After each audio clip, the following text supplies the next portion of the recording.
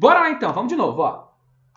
Considere a função uma função cossenoide e toda a função cossenoide é do tipo A cosseno de ômega t mais a defasagem horizontal mais a defasagem vertical, também conhecida como coeficiente linear, também conhecido como ponto que corta o eixo y.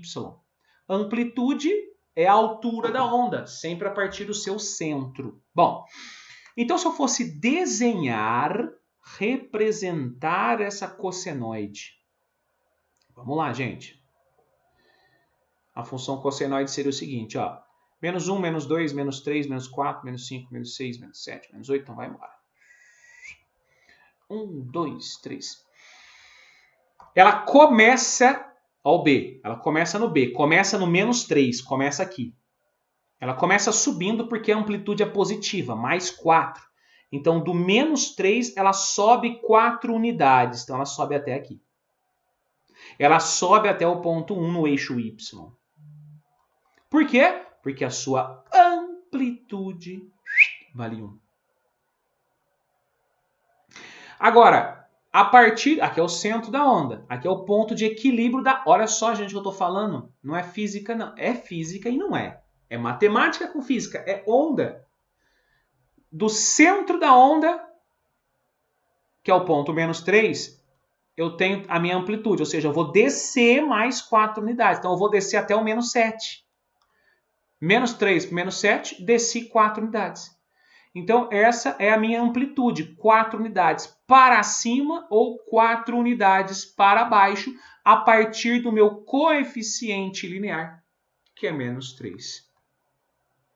E seria mais ou menos esse, então, o formato da cossenoide. Tá? Mais ou menos. Por quê? Porque ele quer saber o valor mínimo da função.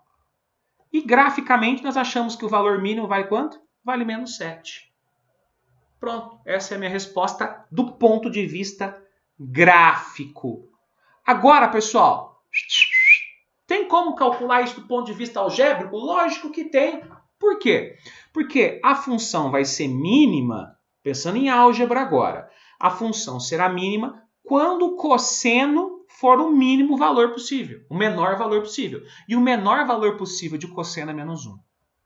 Ou seja, o f mínimo acontece quando o cosseno é menos 1. Então ficaria 4 vezes menos 1 menos 3 é menos 4 menos 3. Moral da história, o f mínimo, o menor valor da imagem, mesma coisa, mesma pergunta. O valor de y menor é igual a quanto? É igual a menos 7. Essa é a resolução do ponto de vista algébrica e essa é a resolução do ponto de vista gráfica. Agora, o exercício não acabou. Ele também pergunta, calcule o valor de x para quando a função, ou seja, para quando a imagem é menos 1. Menos 1 seria aqui, ó. Essa função vale quanto?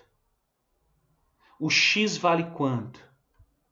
Você pode analisar graficamente, mas nesse caso é mais fácil algebricamente. Vou pegar a minha fórmula. No lugar do f de x eu vou colocar menos 1. Em outras palavras, eu poderia ler o enunciado da seguinte forma. Calcule o domínio para a imagem menos 1. É a mesma coisa. 4 cosseno de xπ sobre 4 menos 3. Matemática, galera. O menos 3 passou para lá, mais 3 menos 1 são 2. O 2 vai ter o 4 aqui dividindo ele, porque esse 4 que a amplitude passou dividindo. E aí chegamos que cosseno de xπ sobre 4 é igual a 2 quartos. Ou cosseno de xπ sobre 4 igual a meio. Pausa para reflexão. Esse exercício se torna um pouco complexo a partir daqui, porque ele não me dá o intervalo. Ou seja, eu posso ter, não necessariamente, resultados de 0 a 360 graus. Eu quero resultados para infinitos graus. Eu posso dar infinitas voltas. Então, veja bem. Cosseno de quais ângulos valem meio positivo? Ou é 60 graus, é só olhar a tabelinha, gente. Xπ sobre 2 é igual a meio quando isso for 60 graus. Ou quando isso for 300 graus. Porém, eu vou trabalhar em radianos. Então, ao invés de trabalhar com 60 graus, vou nem apagar, vou deixar aqui e vou transformar, tá? 60 graus. Por que xp sobre 2? Porque x sobre 4, desculpa, o ângulo é sobre 4. É que a maioria dos exercícios vem π sobre 2. Aí eu estou acostumado a escrever π sobre 2, mas é xπ sobre 4, xπ sobre 4. 60 graus, galerinha, é a mesma coisa de π sobre 3.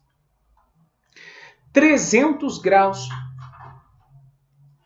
é igual a... Se eu dividir por 180 para dar em radianos, então daria 5